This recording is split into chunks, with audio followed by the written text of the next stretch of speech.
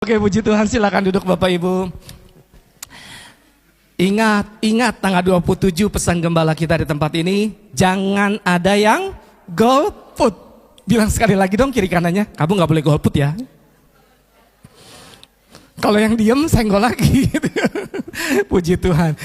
Saya bersyukur Bapak Ibu, saya bisa kembali berdiri di tempat ini, dipercayakan Tuhan untuk menyampaikan kebenaran firman Tuhan kembali, dan menjadi satu kehormatan karena Tuhan yang besar itu memberikan kita, saya khususnya kehormatan untuk menyampaikan firman-Nya yang sungguh-sungguh luar biasa. Amin Bapak Ibu. Dan pada saat siang hari ini, sebentar lagi kita akan berada di penghujung tahun 2024. Ada suka, ada duka, ada hal-hal yang membuat kita down, bahkan ada yang membuat kita bersuka cita. Tapi di dalam segala hal, satu yang saya tahu, Tuhan tidak pernah meninggalkan kita. Amin. Tuhan tidak pernah membiarkan kita. Walaupun setiap bulannya, setiap tahunnya, bahkan prediksi Bapak Ibu di tahun 2025 nanti bukan tahun yang gampang, tapi semakin sulit, semakin sukar. Bahkan menjelang hari kedatangan Tuhan kali yang kedua, firman Tuhan gak pernah bilang bahwa akan terjadi akan lebih baik. Tidak. Semua kondisi dunia akan semakin memburuk, saudara. Tapi saudara, kalau kita tahu kondisi dunia ini semakin lama semakin memburuk karena dosa, yang kita harus besarkan itu adalah iman kita Bapak Ibu.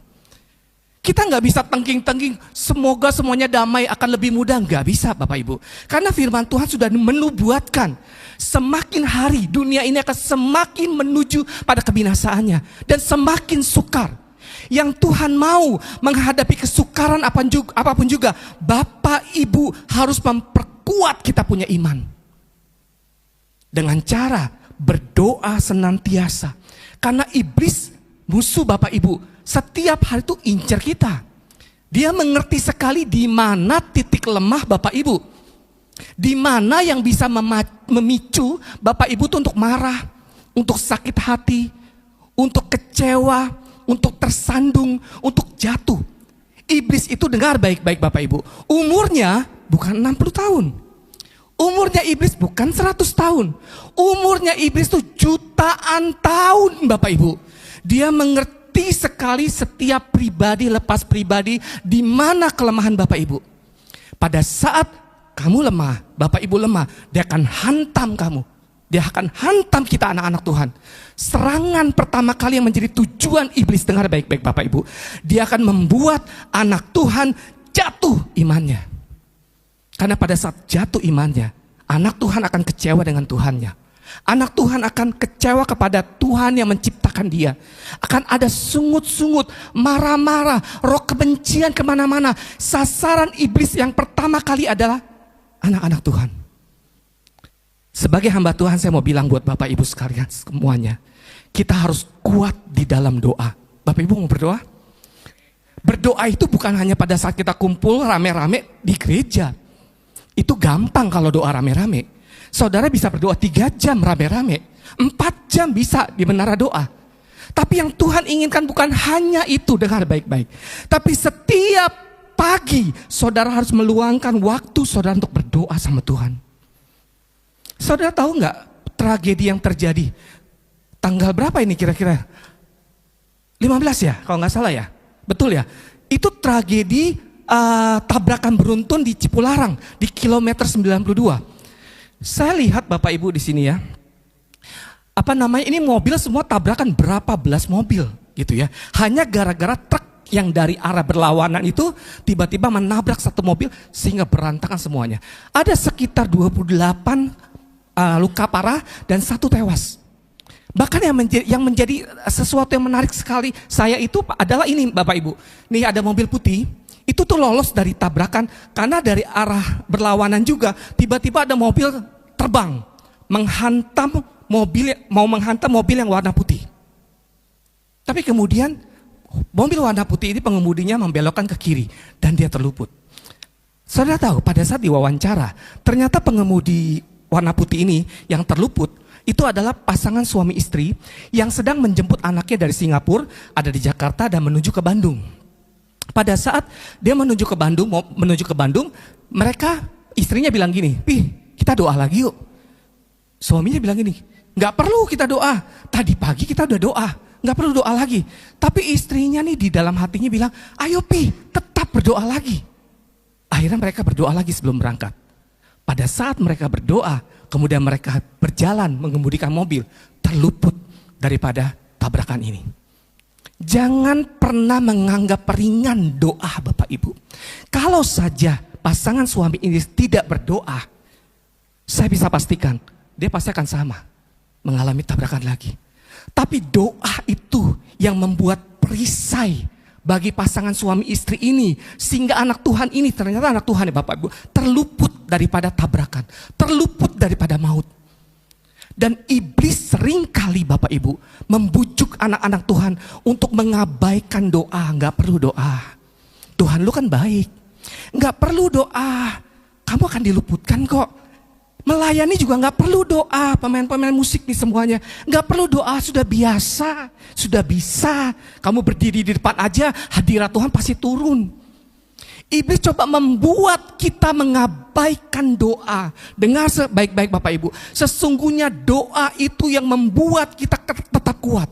Saudara tahu, saya dengar wawancara seorang indigo bilang Bapak Ibu, di kilometer 90 sampai 100 di kilometer tol itu, katanya, ini saya nggak tahu benar atau tidak, tapi yang saya tahu kuasa kegelapan tuh ada di sana.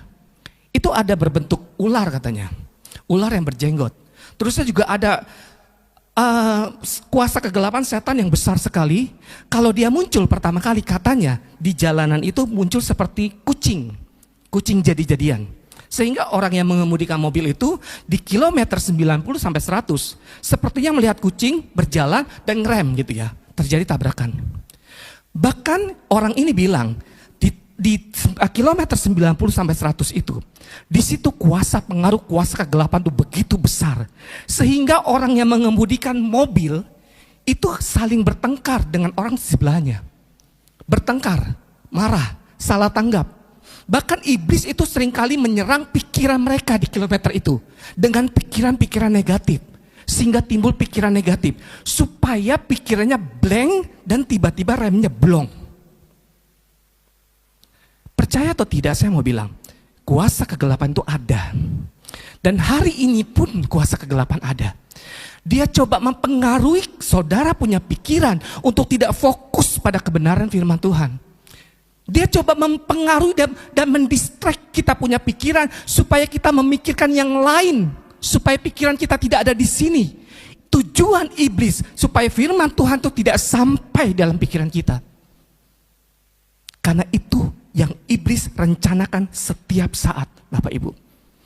Kenapa Bapak Ibu saat ini begitu banyak anak-anak Tuhan yang letih lesu, down, tidak bersemangat lagi? Itu karena kuasa kegelapan. Akhirnya karena kelilit utang, kelilit kebutuhan, pinjol. Banyak pinjol. Saya melayani beberapa orang yang terlibat pinjol itu banyak sekali Bapak Ibu. Karena apa? Karena maunya instan. Tuhan, aku punya kebutuhan seperti ini, Tuhan tolong aku. Tiba-tiba gak terjadi yang didoakan. Jalan satu-satunya yang iblis pengaruhi, pinjol aja, pinjem aja. Bilang aja ke sini, minta aja ke sini. Saudara dengar baik-baik ya. Kalau kita tidak percaya dengan Tuhan yang sanggup memenuhi setiap kebutuhan kita, maka pikiran kita akan mengikuti apa yang menjadi jalannya iblis untuk meminjam. Dan akhirnya bermasalah demi masalah akan terjadi, masalah demi masalah akan terjadi. Saya banyak saksikan di tempat ini bagaimana saya punya hutang miliaran saudara 15 tahun yang lalu. Dan itu pun karena kesalahan saya dan kuasa kegelapan yang mempengaruhi saya. Hutang, pinjol, langkah pertama saya mau bilang Bapak Ibu ya, kenapa saya bisa bebas? Bertobat. Dan percaya sama Tuhan bahwa Tuhan bisa memberkatimu, bisa memberkati kita satu persatu walaupun kondisinya sepertinya kita tidak bisa mendapatkan berkat, tapi sesungguhnya kita punya Tuhan yang besar. Atau saudara dihadapkan dengan penyakit yang tidak kunjung-kunjung sembuh. Akhirnya iblis bilang begini, mana Tuhanmu? Katanya anak Tuhan, kok gak sembuh-sembuh penyakitnya? Saudara saya mau bilang, saudara harus lawan setiap kuasa kegelapan yang menyerang pikiran saudara dengan iman yang kokoh. Makanya penting sekali Bapak Ibu berdoa berdoa setiap hari. Amin. Bilang kiri kanan, berdoa yuk. Berdoa yuk. Kita lihat ya, saya memperhatikan Bapak Ibu, ada satu tokoh di dalam firman Tuhan, tokohnya namanya Daud nih Bapak Ibu. Kita baca yuk di dalam 1 Samuel 17. Kita baca sama-sama, kelihatan nggak Bapak Ibu? 1 Samuel 17 ayat 4 dan 5. Ini terjemahan bahasa Indonesia masa kini. Keren banget terjemahannya. Yuk kita baca sama-sama. 1, 2, 3. Maka jago berkelahi yang bernama Goliat dari kota Gad keluar dari perkemahan Filistin untuk menatang orang Israel. Tingginya kira-kira 3 meter. Ini musuh kita nih Bapak Ibu. Goliat. Goliat itu tingginya Bapak Ibu kayak gini tuh, 3 meter. Tuh yang warna putih, yang warna biru itu 3 meter. Reza, tinggi kamu berapa, Rez? 175. Nah, 175 Bapak Ibu itu seperti orang yang pakai baju hitam. Itu 175. Orang negro itu tinggi-tinggi. Yang baju merah itu sekitar 185 lah. Itu yang tengah Bapak Ibu, ini yang 3 meter, 2,9 meter. Kira-kira Goliat tingginya seperti itu. Saya yang lebih pendek daripada Reza, itu kalau saya ngeliat Goliat Bapak Ibu, saya akan begini nih. Karena tinggi sekali. Dan firman Tuhan, Goliat yang tingginya 3 meter ini datang dari perkemahan Filistin menantang, melawan, menentang orang-orang bangsa Israel. Gitu Bapak Ibu. Saudara tahu artinya daripada Goliat itu apa? Saya catat Goliat itu artinya the stripe atau exiled. The stripe itu artinya dilucuti. Exiled artinya diasingkan. Jadi Goliat itu sering kali membuat anak-anak itu dilucuti keadaannya dan dibuat terasing. Jadi kalau saudara merasa saya tuh nggak layak, saya tuh tidak disayang, saya kayaknya lebih berdosa, makanya kalau berdoa Tuhan ampuni saya, terus ampuni terus gitu, padahal sudah minta ampun. Terus saudara merasa gini, kok rasanya saya paling tidak disukai ya gitu ya. Sehingga saudara merasa diri saudara terasing sekali. Saudara berada di begitu banyak orang tapi merasa diri terasing sekali. Sehingga saudara merasa bahwa saudara adalah orang yang paling dibenci dan paling tidak disayang. Tandanya, teman-teman Bapak Ibu, Goliat sedang dekat sekali dengan hidupmu dan mempengaruhi hidupmu. Supaya saudara merasa bahwa saudara adalah orang yang harusnya dikasihi. Pada saat saudara tidak dikasihi teman-teman saudara, tidak ditegur, tidak disapa, tidak diajak, tidak dilibatkan dengan baik-baik, saudara akan kecewa, saudara akan undur. Dengar, itu adalah Goliat. Kita lihat lagi ayat yang keempat tadi. Ya, ayat yang keempat. Oke, kita baca lagi ayat yang kelima, maaf. 1, 2, 3. Ia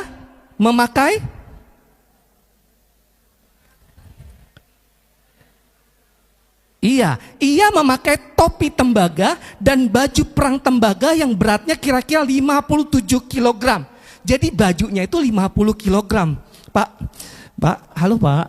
Bapak beratnya berapa Pak? Ada nggak beratnya 57 di sini? 57 kilo. Nggak ada ya? Ibu ada ya 57 ya Bu? Oh ibu 57 Bu.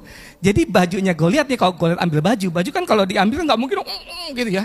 Dia akan angkat bajunya begini, dia akan buang.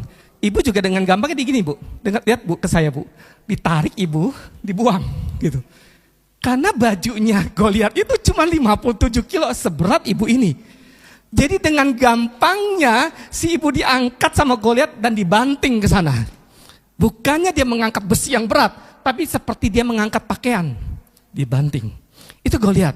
Terus lihat lagi yuk, ayat yang keberapa tuh? Lihat lagi. Maaf.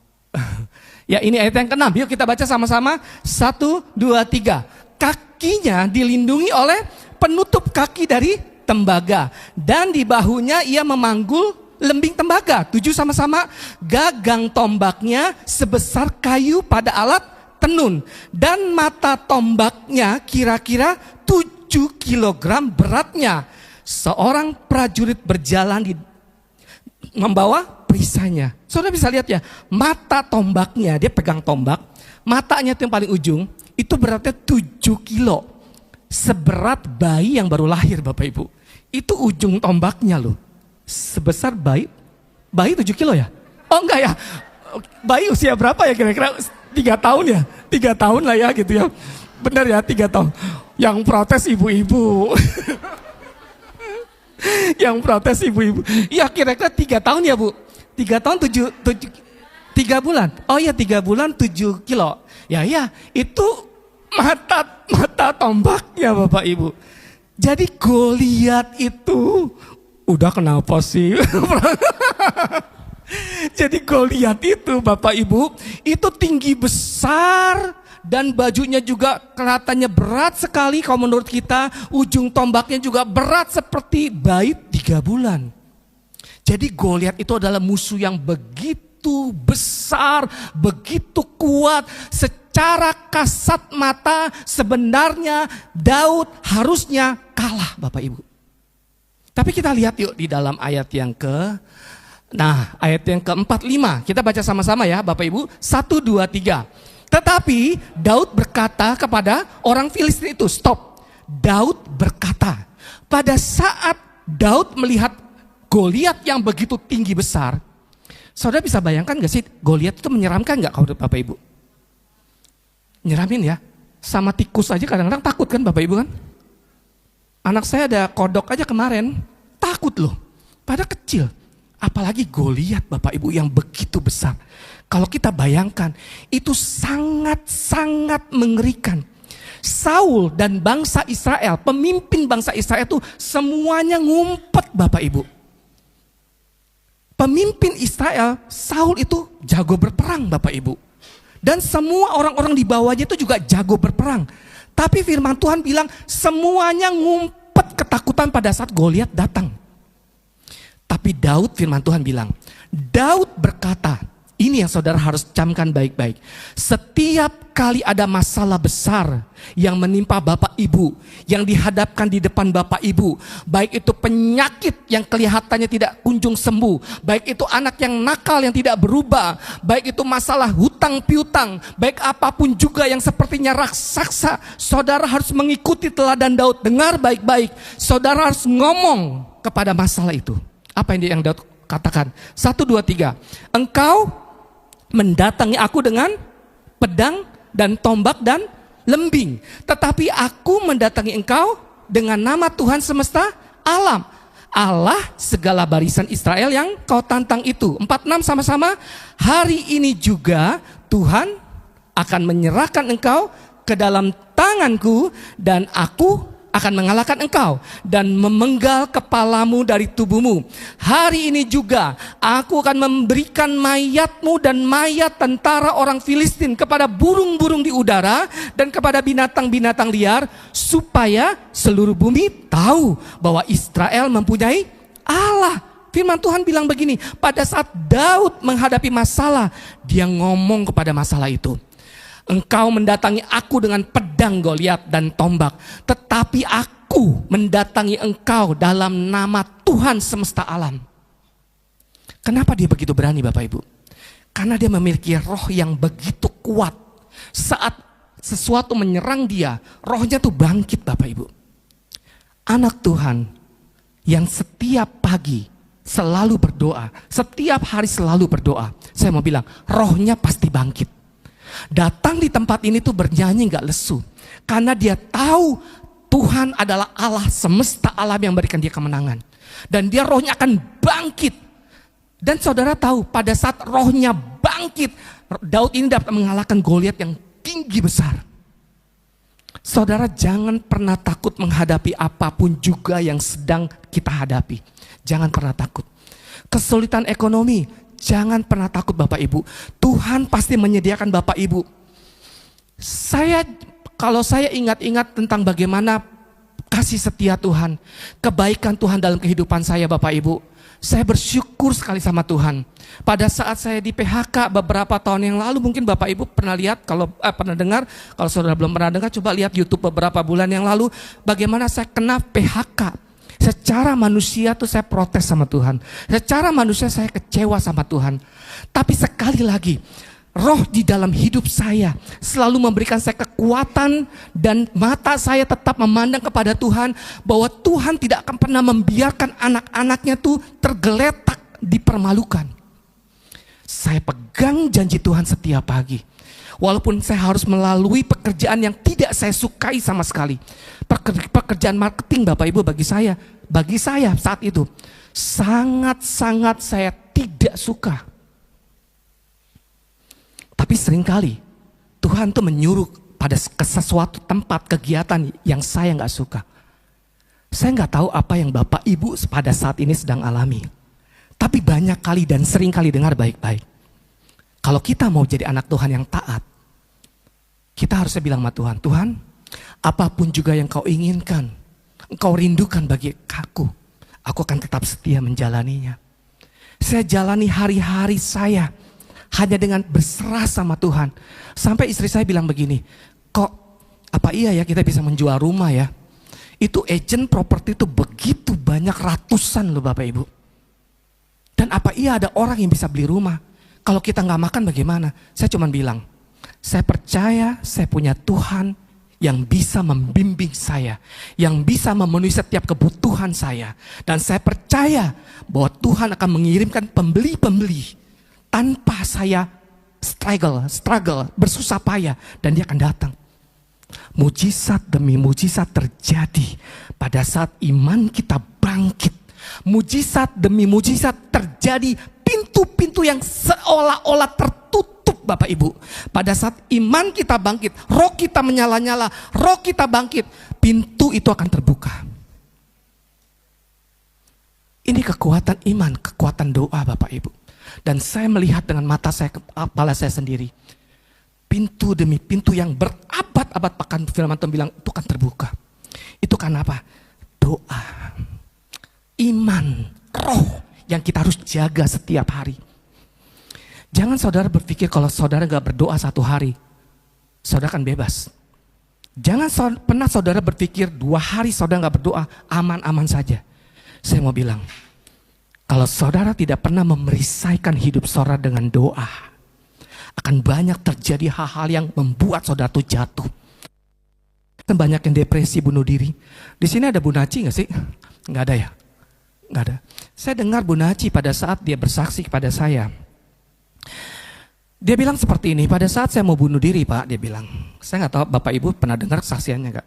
Waktu saya mau bunuh diri, dia siap menggantungkan dirinya. Waktu dia mau bunuh diri, tiba-tiba ini udah ada di mana ya? Dia bilang di pohon kalau nggak salah, sudah siap seperti ini. Dia lihat tiba-tiba matanya dikasih lihat sama iblis. Di sekitarnya itu begitu banyak orang-orang mayat-mayat yang sedang bergelantungan, terikat dengan tali. Dan mereka semuanya pada senyum, nggak nangis, tapi senyum sepertinya senang bunuh diri. Dan seolah-olah roh-roh jahat itu dia bilang, itu sepertinya bilang, nggak apa-apa gantung diri, enak sekali seperti saya. Kuasa kegelapan itu ketawa, senang, sukacita. Yang membuat dia akhirnya mengundurkan diri untuk tidak bunuh diri. Pada saat dia lihat anaknya. Dan saat itu Roh Kudus bilang, keluar dari situ. Dan kamu harus kembali bertobat. Saya mau bilang buat Bapak Ibu Saudara sekalian, kuasa kegelapan itu ada Bapak Ibu. Dan pada saat kita tidak kuat di dalam doa, tidak kuat di dalam menyembah Tuhan, dia akan geserkan Bapak Ibu. Jangankan kita sebagai pengerja jemaat. Bapak Ibu tahu Jared Wilson itu hamba Tuhan yang luar biasa. Punya ribuan jemaat. Pak Yongki cuma 7.000, 8.000. Dia 16.000 jemaat Bapak Ibu. Dan dia punya satu wadah di mana orang-orang depresi akan konseling. Dan pada saat dia doakan konseling orang-orang depresi, orang depresi ini akan kembali bertobat dan akhirnya mengenal Tuhan kembali. Tapi September 2019, kalau saudara cek di Google, Jared Wilson itu mati bunuh diri. Itu hamba Tuhan loh Bapak Ibu. Iblis coba mempengaruhi pikiran anak-anak Tuhan supaya imannya rontok jatuh. Dan hasilnya, kecewa sama Tuhan, bunuh diri. Gak main-main Bapak Ibu. Sebagai hamba Tuhan saya cuma bilang gak main-main. Anak-anak muda pun sama. Gitu loh Bapak Ibu, hati-hati. Nanti kita akan bahas sebentar lagi Bapak Ibu ya. Apa yang menyebab Daud itu kuat? Saya hanya kasih dua clue aja Bapak Ibu. Yang menyebabkan Daud itu kuat, ini karena apa? Kunci kemenangan Daud, yang pertama saya catat adalah menanggalkan beban dan dosa. Yuk kita baca yuk dalam Ibrani 12 itu. Ayat 1, 2, 3. Karena kita mempunyai banyak saksi bagaikan awan yang mengelilingi kita, marilah kita menanggalkan semua beban dan dosa yang begitu merintangi kita dan berlomba dengan tekun dalam perlombaan yang diwajibkan bagi kita. Maaf ya, itu ketutup tuh sama apa gambarnya. Jadi firman Tuhan bilang, marilah marilah kita menanggalkan semua beban supaya saudara memiliki roh yang kuat, roh yang bangkit, iman yang bangkit. Pertama kali saudara menanggalkan setiap beban dosa. Kalau saudara tahu merokok itu dosa, dengar, tanggalkan itu.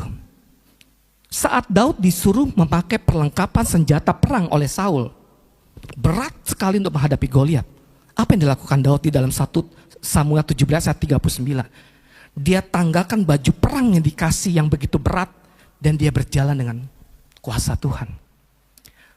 Baju perang itu melambangkan dosa. Saudara menanggalkan dosa. Saudara tahu ngomongin orang itu dosa, dengar baik-baik. Stop untuk ngomongin orang. Saudara tahu membenci itu dosa. Stop membenci. Saudara tahu anak-anak muda nonton film-film porno itu dosa. Jangan coba-coba untuk ngintip walaupun sedikit. Dosa membuat saudara semakin lama semakin lemah. Dosa dan beban membuat saudara semakin lama semakin terpuruk, semakin terikat, semakin membuat saudara terpuruk. Dosa, itu dosa. Tanggalkan itu semuanya. Kalau saudara tahu kepahitan itu dosa, jangan kepahitan. Beberapa hari yang lalu ada satu orang yang marah-marah kepada saya gitu Bapak Ibu ya. Saya gak usah sebutkan lah marah-marah. Marah-marahnya begitu besar banget di telepon. Saya bilang kenapa kok saya dimarahin? Sampai marah-marah gitu ya, maki-maki dan sebagainya. Pokoknya marah lah gitu ya, membuat saya tuh terdorong lagi untuk marah juga gitu loh. Tapi akhirnya beberapa besoknya Roh Kudus bilang seperti ini. Dia bilang, coba minta maaf. Saya bilang enggak, ngapain saya minta maaf? Dia yang marah-marah loh Tuhan. Tuhan tahu loh kejadiannya. Dia yang marah-marah, kenapa saya harus minta maaf? Tapi Tuhan bilang, minta maaf. Akhirnya saya WA, saya minta maaf. Yang menjadi problem orang-orang tuh tidak bisa melepaskan pengampunan. Karena merasa bahwa dirinya lebih benar. Yang membuat orang-orang tuh tidak mau meminta maaf atau mengampuni. Karena merasa bahwa kalau diampuni itu orang, dia tidak akan berubah. Dengar baik-baik Bapak Ibu. Kita tidak akan mungkin bisa merubah tuh orang yang menyakiti kita. Tapi bagian kita satu, lepaskan pengampunan. Kalau pada saat ini di antara Bapak Ibu, masih ada satu nama yang ngeganjel di hatimu. Karena sudah menyakitimu. Karena sudah membuat engkau susah. Hari ini juga, ampuni dia. Ambil handphonemu, WA dia, minta maaf. Dia terima atau tidak terima, yang penting saudara sudah minta maaf. Beban dan dosa harus kita tanggalkan. Yang kedua yang terakhir Bapak Ibu, tim musik maju ke depan. Yang kedua, mata yang tertuju kepada Yesus. Kita baca sama-sama ya ayatnya. 1, 2, 3. Marilah kita melakukannya dengan mata yang tertuju kepada Yesus, yang memimpin kita dalam iman dan yang membawa iman kita itu kepada kesempurnaan, yang dengan mengabaikan kehinaan tekun memikul salib ganti sukacita yang disediakan bagi Dia yang sekarang duduk di sebelah kanan tahta perintah Allah. Bagaimana saudara Daud bisa kuat di dalam iman, bisa menjadi roh yang menyala-nyala dan rohnya bisa bangkit sehingga bisa mengalahkan Goliat yang besar. Yang kedua, matanya hanya tertuju kepada Tuhan. Saudara harus mengarahkan mata saudara tetap sama Tuhan. Walaupun mungkin ada orang lain yang menyakiti saudara, tapi tetap percaya Bapak Ibu. Saya mendirikan kantor agen properti Bapak Ibu. Itu karena ada satu peristiwa yang menyebabkan saya mau tidak mau harus keluar dari kantor saya yang lama. Karena ada beberapa orang yang fitnah saya, sakiti saya. Secara manusia tuh, aduh kok gue diginiin ya. Tapi gak tahu kenapa Tuhan tuh rubah keadaan yang sepertinya menyakitkan untuk kebaikan kita anak-anaknya. Waktu saya ampuni itu orang yang memfitnah saya. Dan saya tidak berusaha untuk membenarkan diri saya, untuk menunjukkan bahwa saya itu benar. Saya hanya bilang sama Tuhan, arahkan mata saya sama Tuhan. Saya bilang, Tuhan, Engkau yang tahu percis keadaannya. Anakmu saat ini sedang difitnah, sedang dijelek-jelekan, tapi aku tahu aku punya Tuhan yang sanggup membela aku. Sampai akhirnya lahir Tuhan menyuruh saya untuk mendirikan satu kantor properti. Tanpa modal Bapak Ibu. Takut untuk mendirikan kantor itu sebenarnya. Tapi gak tahu kenapa Tuhan tiba-tiba mempertemukan saya dengan satu partner yang pas sekali. Dengar baik-baik ya, kalau Tuhan yang sedang bekerja, Dia akan tuntun kita walaupun di lembah, Dia akan tarik kita. Dia akan ajak kita, tempatkan kita di tempat yang tepat, di waktu yang tepat, dan dengan orang yang tepat sekali. Tapi satu syaratnya, mata saudara harus tertuju sama Tuhan, tanggalkan beban, hatimu harus kau jaga di dalam doa setiap hari. Apapun juga yang orang lain katakan kepadamu, hina kamu, sepelekan kamu, tetap matamu tertuju kepada Tuhan. Amin Bapak Ibu, kita bangkit berdiri.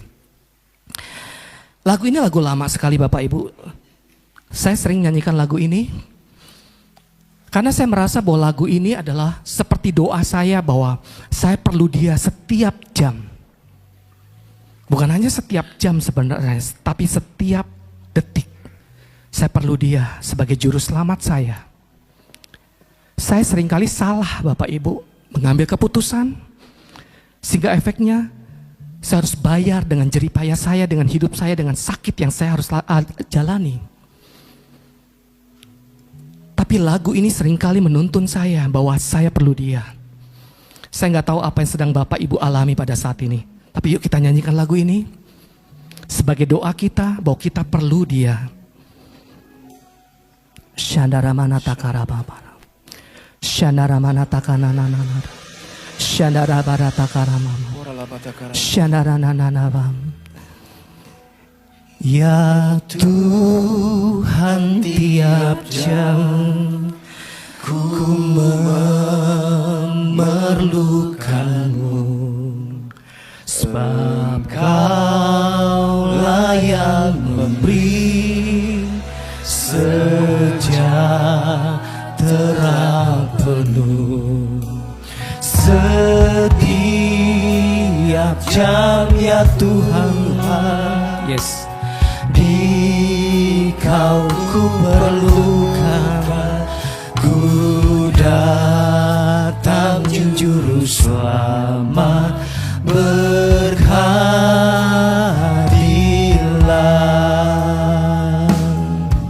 Ora badashi. Ya Tuhan, tiap jam. Ini doa kami Tuhan. Ini juga doa anak-anak-Mu yang hadir pada saat siang hari ini. Tuhan, saya mau bilang, kami mau bilang,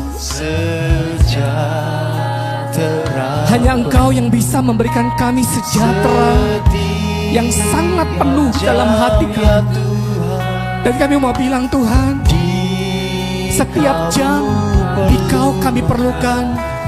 Ku datang juru selamat, berhadilah.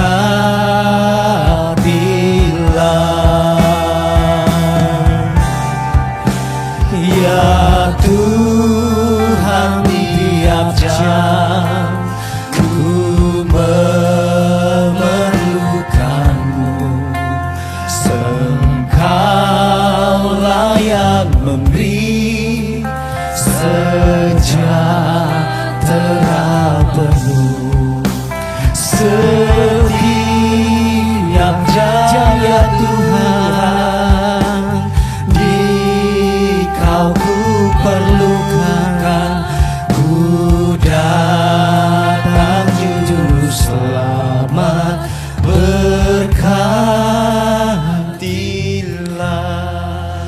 mata tertutup Bapak Ibu.